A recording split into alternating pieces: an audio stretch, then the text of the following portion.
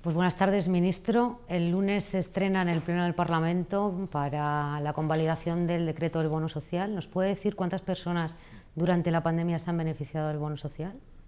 Pues nuestros cálculos es que más de 1 millón de personas se han beneficiado y se van a seguir beneficiando del bono social. El escudo social y el Real Decreto Ley que aprobamos es una prórroga de medidas que ya están en vigor y son medidas que tratan de proteger básicamente a los más vulnerables, tanto en la factura de la luz, factura energética, como también en la evitación y en la suspensión de desahucios, de lanzamientos, y también a las mujeres y a la protección en materia de violencia de género, que hemos detectado un repunte en las cifras últimamente. Ese es, a grandes rasgos, el paquete del Decreto Ley del Escudo Social. Y descendiendo al detalle, tenemos el número de cortes de suministros que se han evitado o lanzamientos hipotecarios. Bueno, del año 2020 al año 2021, según datos del Consejo General del Poder Judicial, más o menos ha habido la mitad de lanzamientos, la mitad de desahucios.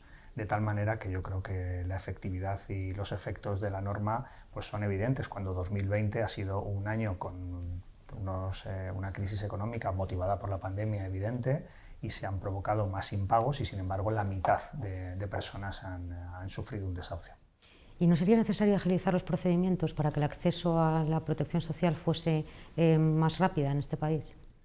Bueno, nosotros lo intentamos, desde luego, y por ejemplo en el ingreso mínimo vital lo aprobamos, que es una norma que ya de por sí legitima una legislatura, ¿no? Y justifica una legislatura, y pusimos en marcha el ingreso mínimo vital y a partir de ahí hemos seguido trabajando en agilizar los trámites y en hacerlo todo más rápido, al igual que con el pago de prestaciones, con los ERTES, etc. Es decir, somos conscientes de que en ocasiones la sociedad y los ciudadanos necesitan más rapidez en la gestión y ponemos todo el esfuerzo, todo el capital humano y todas las capacidades administrativas para conseguirlo. Este decreto, la prórroga se mantiene hasta el próximo 31 de octubre. Eso es. 31 de octubre. ¿No será necesario prorrogarlo más o el 31 de octubre el Gobierno considera que las familias españolas ya no necesitan ese tipo de protección? Lo veremos en los días previos y en las semanas previas al 31 de octubre. La idea es que la recuperación económica que ya está llegando, que ya estamos en plena recuperación económica, que está siendo muy potente, que está siendo sólida, que lo confirman los datos no solo que estamos recibiendo del Banco de España y de los organismos nacionales, sino también de los internacionales. La Comisión Europea y el Fondo Monetario Internacional nos dicen que España será el país que más crezca en el año 2022, el país occidental que más crezca. De modo que creemos que la economía va a ir bien. Nuestro reto es que el crecimiento económico se vea acompañado de medidas de cohesión social y, por tanto, el 31 de octubre, las semanas anteriores, valoraremos si es necesario continuar con el escudo social o si es suficiente que el 31 de octubre podamos iniciar una nueva etapa. ¿De qué nuevas medidas de cohesión social podemos estar hablando? Teniendo en cuenta que estamos con un gobierno progresista en este país, ¿no considera que esa protección social debería de ser de forma integral e indefinida?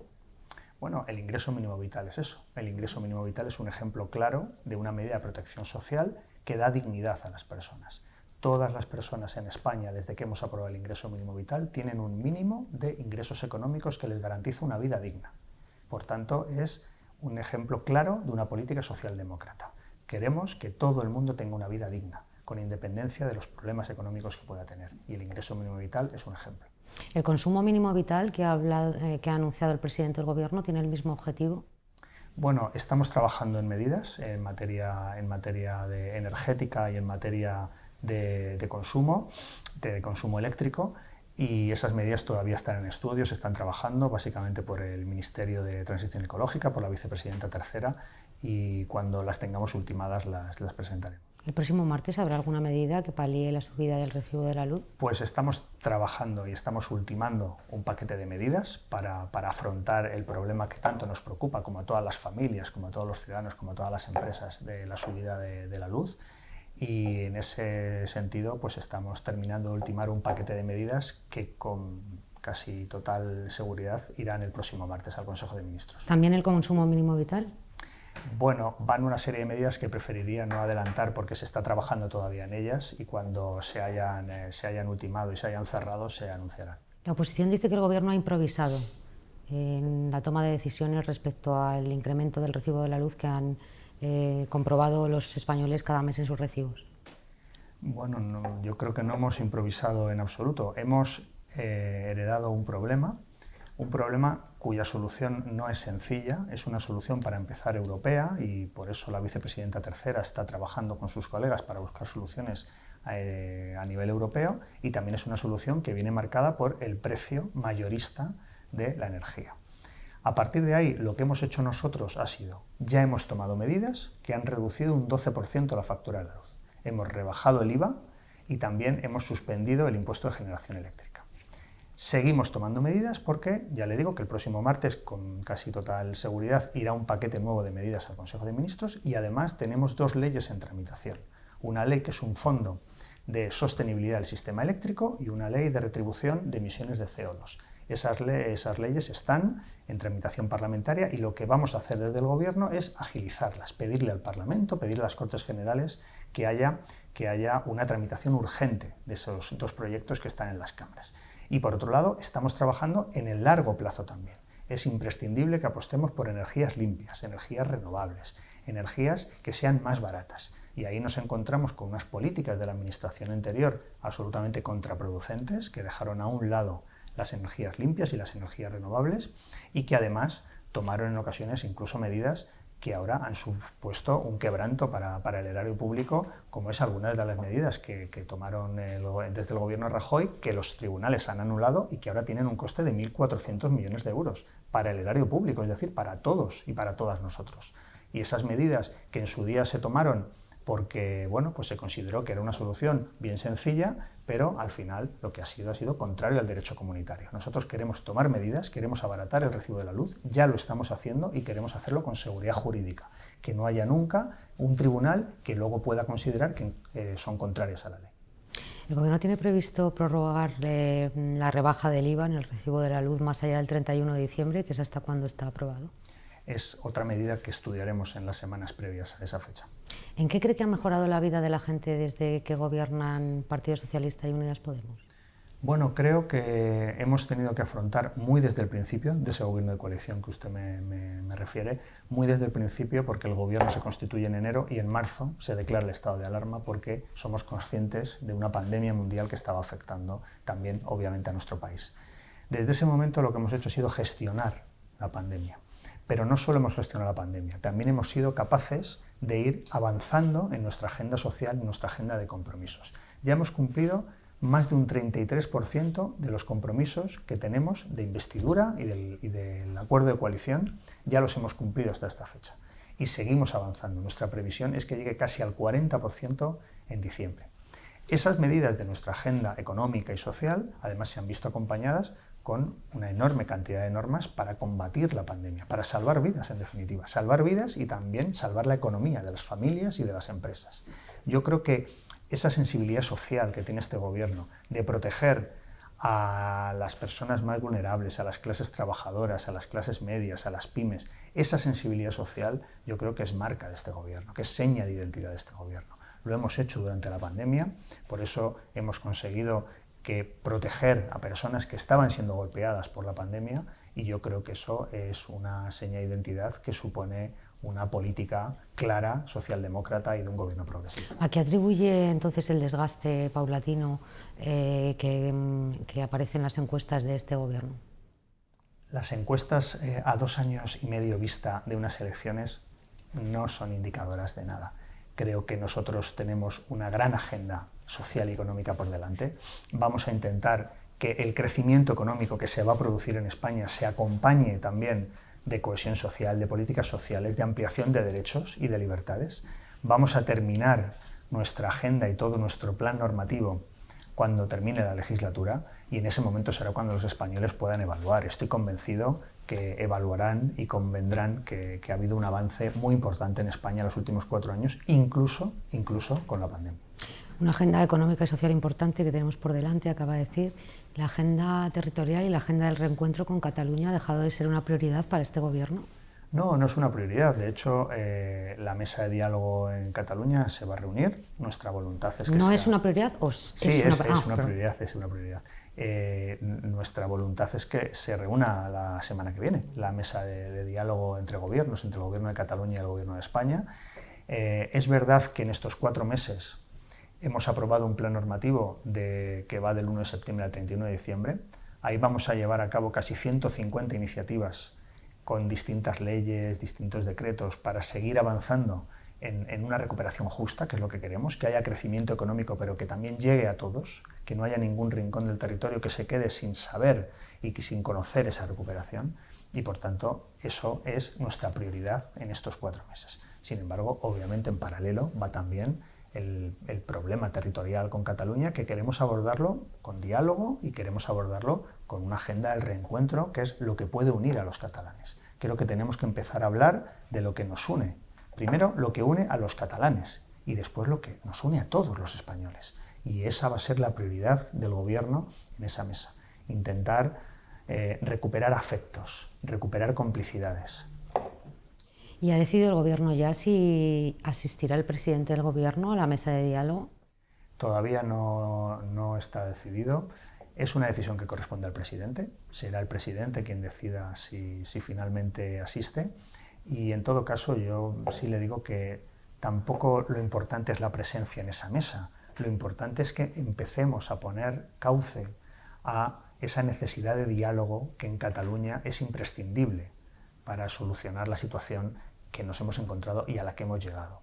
Por tanto, yo no pondría tanto el acento en quién va o en quién no va, sino que vamos a intentar, a través de la mesa de diálogo, conseguir que Cataluña sea un lugar más habitable y que sea un lugar donde se recuperan los afectos y donde los catalanes sienten que tienen proyectos compartidos. Ahora mismo los catalanes, al igual que el resto de los españoles, lo que les preocupa es luchar contra la pandemia, acabar de una vez por todas con la crisis sanitaria, que el crecimiento económico sea potente y sea sólido, que haya avances en derechos sociales, en libertades, que se ejecuten los fondos europeos y consigamos transformar la economía. Eso es lo importante para España y para Cataluña. Y el Gobierno de España quiere que Cataluña sea protagonista de esas prioridades y que sea, como lo ha sido siempre, uno de los motores de España. El presidente no ha decidido si irá o no a esa reunión, pero sabemos o podemos saber la composición de la delegación del Gobierno que asistirá a la mesa de diálogo. La delegación del Gobierno de España será una delegación en la que asistirá la ministra de Política Territorial, Isabel Rodríguez, el ministro de Cultura y Deporte, Miquel Iceta, la vicepresidenta segunda, Yolanda Díaz, el ministro de Universidades, Manuel Castells, y yo mismo. También asistiré también formaré parte de esa delegación del Gobierno de España. Y usted, como ministro de Presidencia, como ha dicho que le compete y es una decisión que le corresponde única y exclusivamente al presidente, si le pide consejo, ¿qué le diría? Le diré que tome la mejor decisión para España y para Cataluña con su mejor criterio. En esa primera reunión de la mesa de diálogo, ¿se puede hablar de referéndum?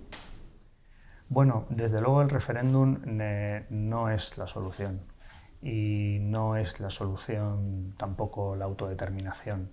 La solución es que Cataluña se reencuentre y que Cataluña sea claramente un lugar donde los catalanes consideren que tienen proyectos en común, que tienen objetivos compartidos. Nosotros queremos, como Gobierno de España, queremos que Cataluña sea europea, queremos que sea próspera y queremos que sea plural. Y nuestro objetivo es poner todos los esfuerzos para que Cataluña entienda que de la mano de España, con España, dentro de España, hay una Cataluña más fuerte, más próspera y más social. Que el presidente de la Generalitat haya dicho que al Gobierno no le saldrá gratis el parón en la inversión del Prat y la ministra de Transportes haya dicho que el Gobierno de España ha perdido la confianza en el presidente de la Generalitat, ¿es un buen prólogo para esta primera reunión? Bueno, yo creo que son asuntos diferentes. También es verdad que además de esas declaraciones que usted me dice, hay otras en las que estamos de acuerdo en que se desvincula lo que es el aeropuerto del Prat y la inversión con la mesa de diálogo.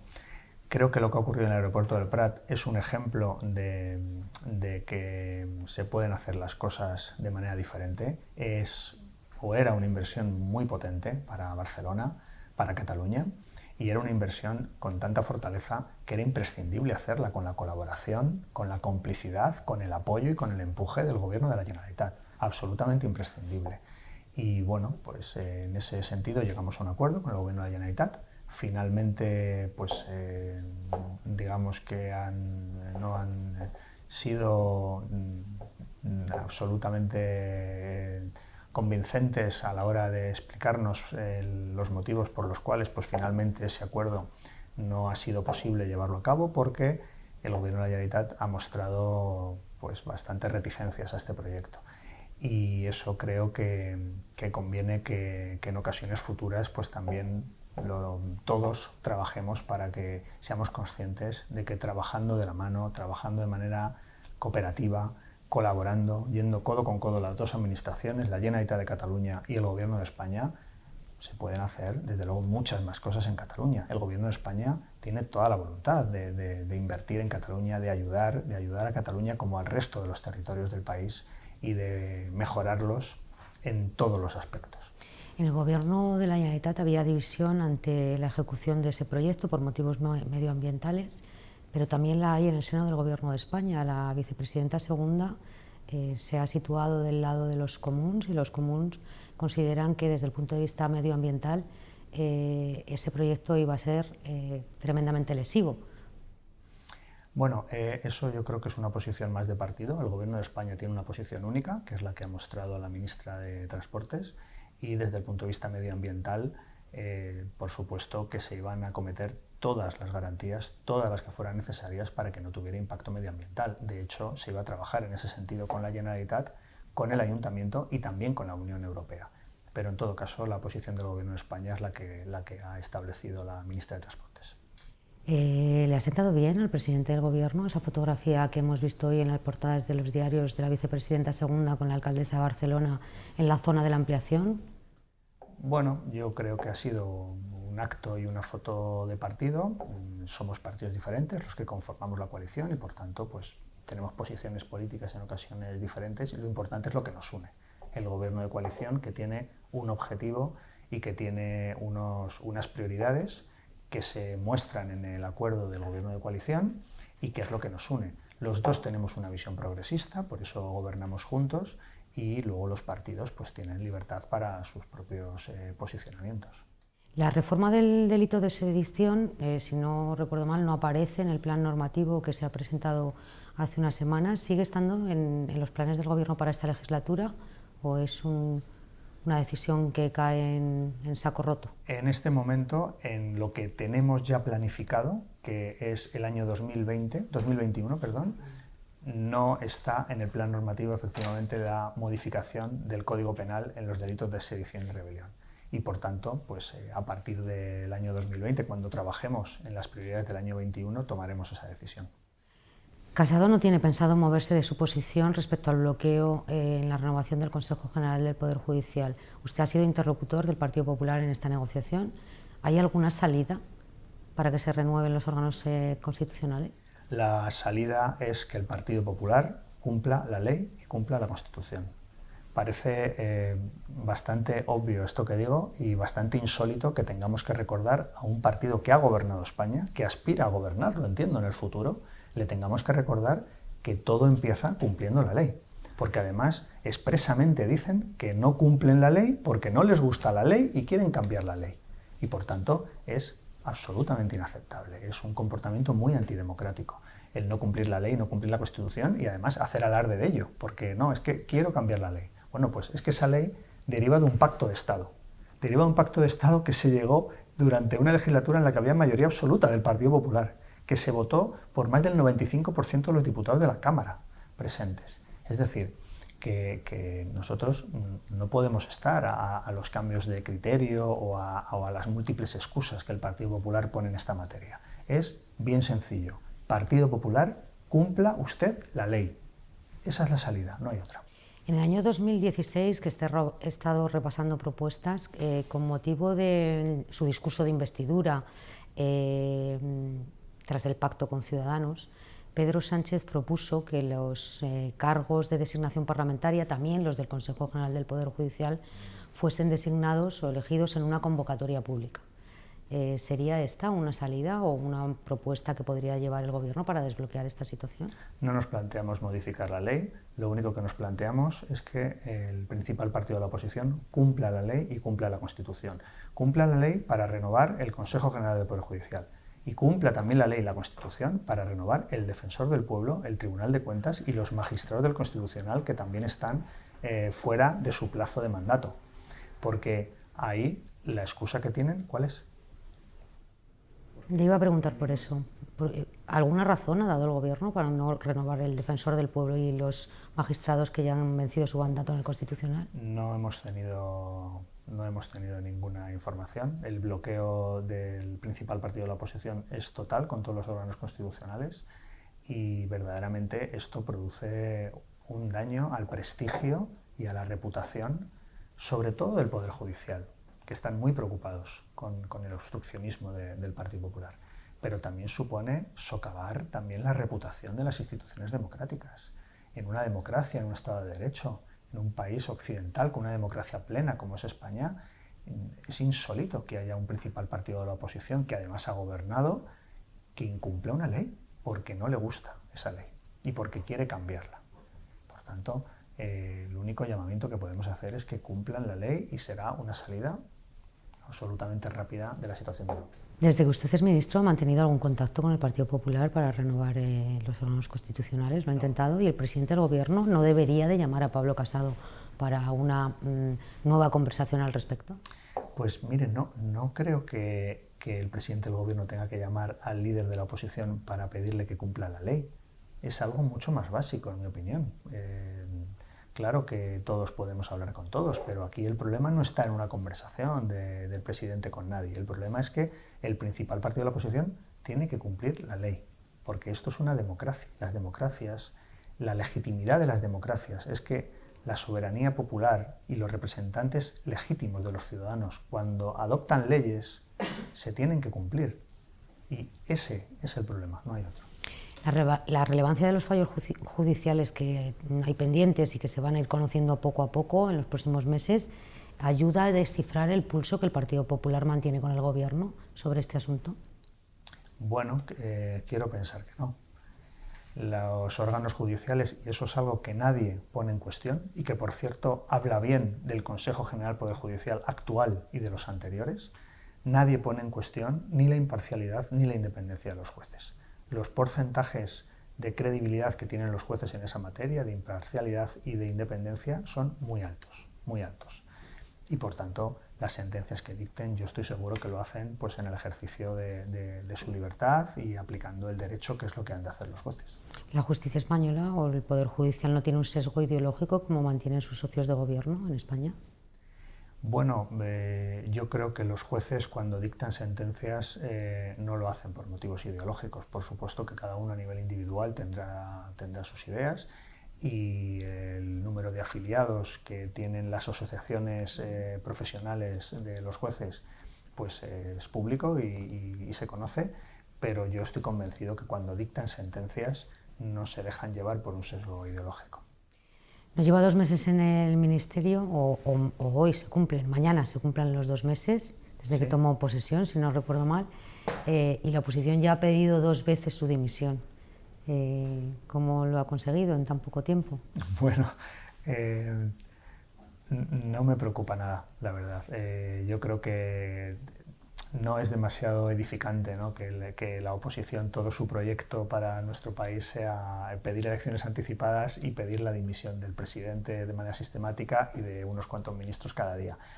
No me preocupa nada. Yo estoy ocupado en gobernar, en que seamos capaces de avanzar, de que seamos capaces de conseguir que cuando en 2023 acabe la legislatura les podamos decir a los españoles que pese a una pandemia mundial, la más grave del siglo, hemos conseguido que España avance, y avance en derechos, en libertades y también en materia económica, que tenga una economía más sólida, más resiliente, que se transforme y que por tanto sea una mayor capacidad de riqueza la que pueda conseguir nuestra economía. Eso es en lo que estoy centrado en absoluto.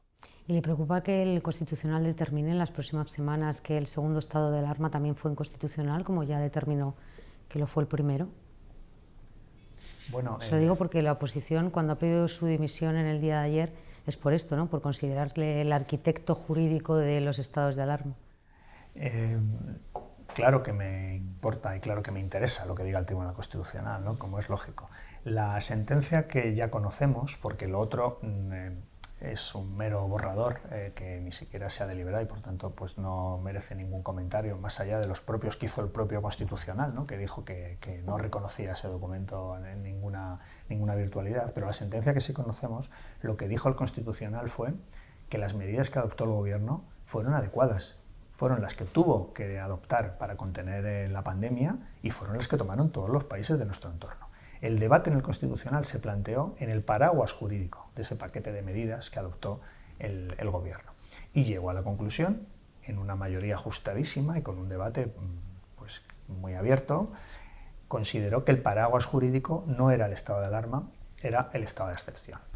Bueno, pues obviamente discutible ese criterio y esa decisión del Tribunal Constitucional, pero en cuanto a las medidas, no se cuestionaron las medidas, se cuestionaba el paraguas jurídico. Yo espero que el Constitucional, en la deliberación que se produzca cuando corresponda, que será en el mes de octubre, por lo que anunció el propio Constitucional, considere que los estados de alarma y las medidas que fuimos adoptando eran perfectamente constitucionales. Por lo que hemos podido leer en algunas informaciones que han adelantado algunos compañeros, el Constitucional se va a detener en la falta de control parlamentario durante 6 meses del Gobierno y en la delegación de competencias a las comunidades autónomas. Bueno, somos el Gobierno que más sometido a control parlamentario ha estado de la historia. El número de comparecencias del presidente durante el estado de alarma, por cierto, ha sido el más elevado. De hecho, creo que en el mismo periodo de la legislatura es el triple de veces lo que ha ido el presidente Sánchez respecto al presidente Rajoy.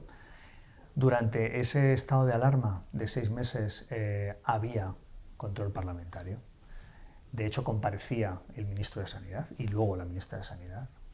Y, por tanto, pues, el Parlamento, en el ejercicio de sus competencias, lo que hizo fue decidir que ese estado de alarma, que recordemos que era una herramienta para las comunidades autónomas, para que pudieran ir calibrando en cada comunidad autónoma según los datos de incidencia acumulada, de letalidad, de hospitalizaciones, de UCIs, pudieran ir adoptando medidas, y fue algo que nos pedía todo el mundo y sobre todo el consenso científico, ¿no? que pudieran tomar medidas diferentes las comunidades autónomas en función de su situación, y lo que hicimos fue facilitar a las comunidades autónomas a través de esa herramienta que pudieran hacerlo.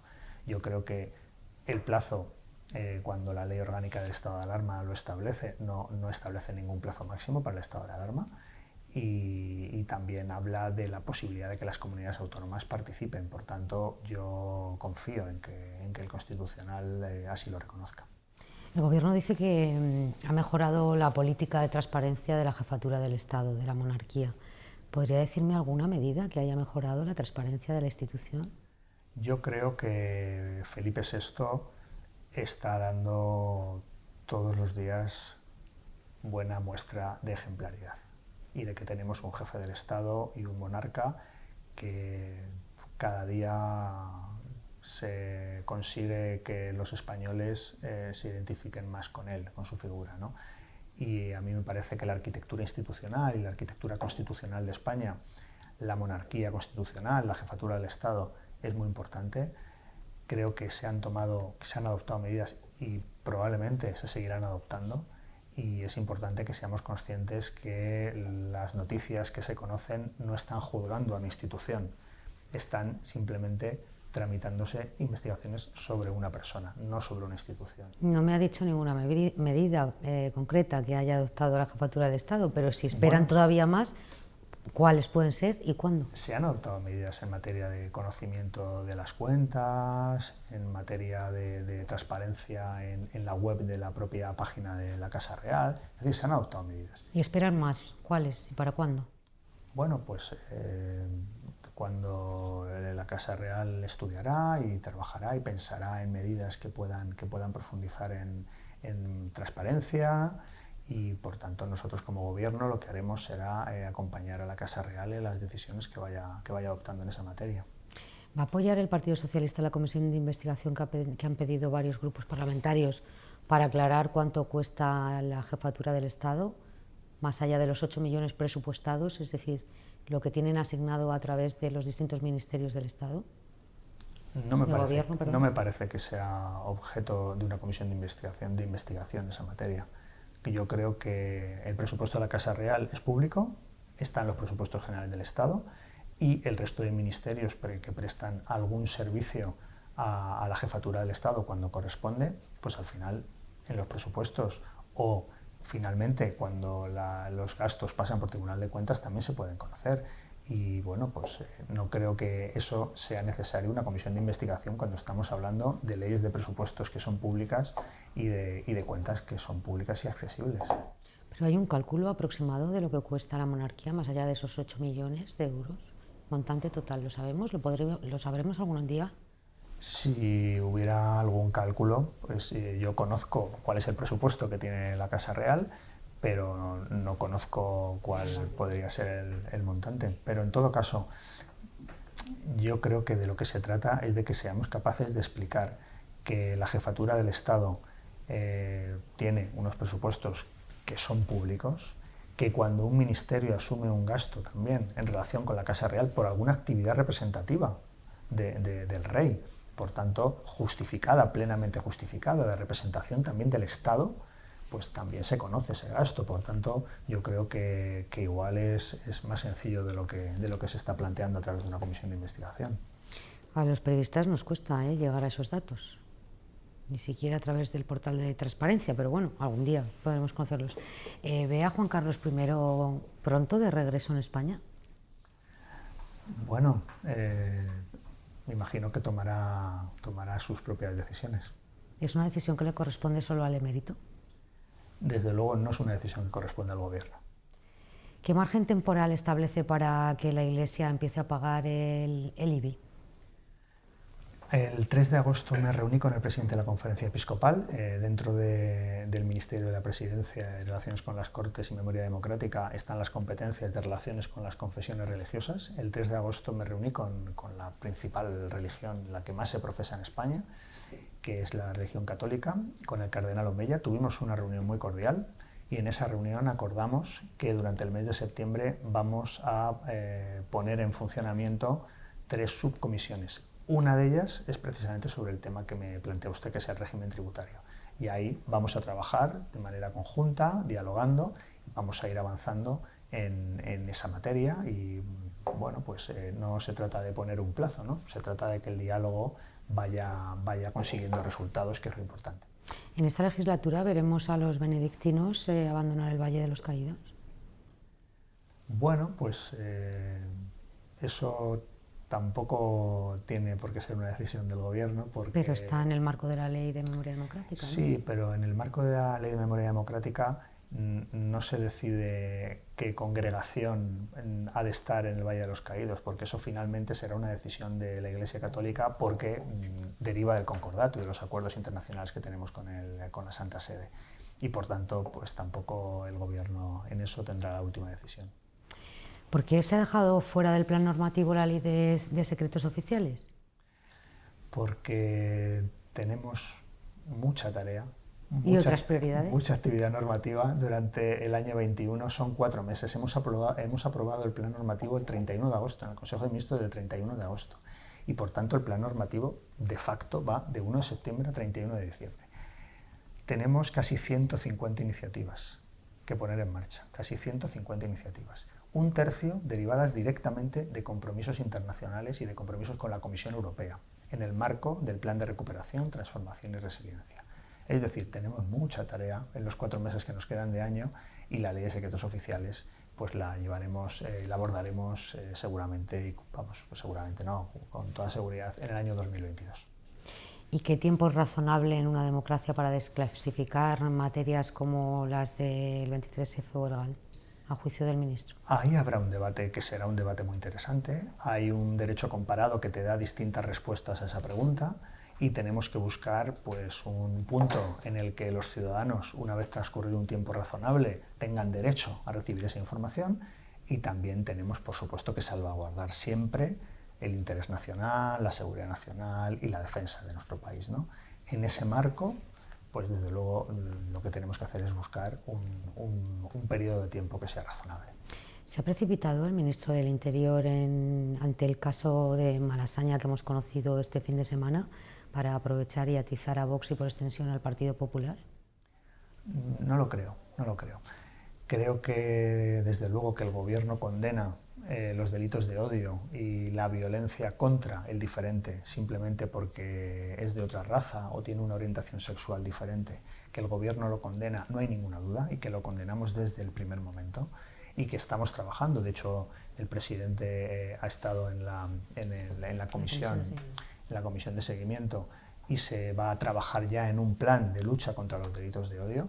Y por tanto eso es una prioridad absoluta de este gobierno, que España sea un país libre y que sea un país respetuoso con todos, con independencia de cómo vivan o de a quién amen o de dónde provengan. Dicho esto, es verdad que los tiempos de la información, de los medios de comunicación, son muy acelerados y que las investigaciones en ocasiones pues, no pueden llegar a ir acompasadas a esos ritmos, ¿no?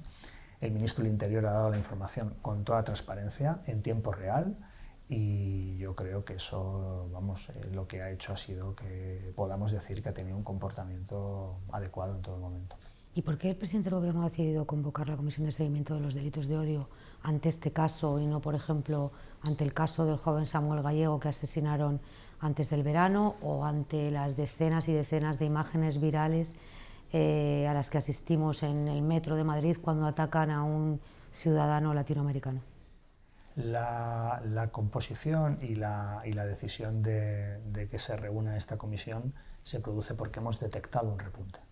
Hemos detectado en este año un repunte y por tanto, bueno, pues en el momento que se ha considerado oportuno se ha reunido la comisión y se empieza a trabajar en un plan que tenemos uno vigente hasta este año, pero ya se empieza a trabajar en el de 2022 para reforzar capacidades y para conseguir que España sea un país libre para todos. O sea que la convocatoria responde al conocimiento de la memoria de la Fiscalía de los datos del incremento de los delitos de odio y no al caso Malasaña. No digo que responda exactamente a la memoria de la Fiscalía, digo que lo hemos detectado y que por tanto pues en un momento dado se decide convocar la comisión, pero no responde exactamente a nada en concreto, sino que responde a unos indicadores que venimos percibiendo que están aumentando y que por tanto es un problema que es grave en nuestro país y que nosotros, nuestro compromiso por supuesto con las personas LGTBI, con las personas migrantes, es un compromiso absoluto de que garanticemos su seguridad y su integridad en todo momento. ¿Vox es un partido homófobo? Creo que los responsables públicos y los responsables políticos tenemos que ser conscientes de la importancia que tienen nuestras palabras y nuestros discursos, porque nuestros discursos y nuestras palabras crean un clima social, crean un clima político.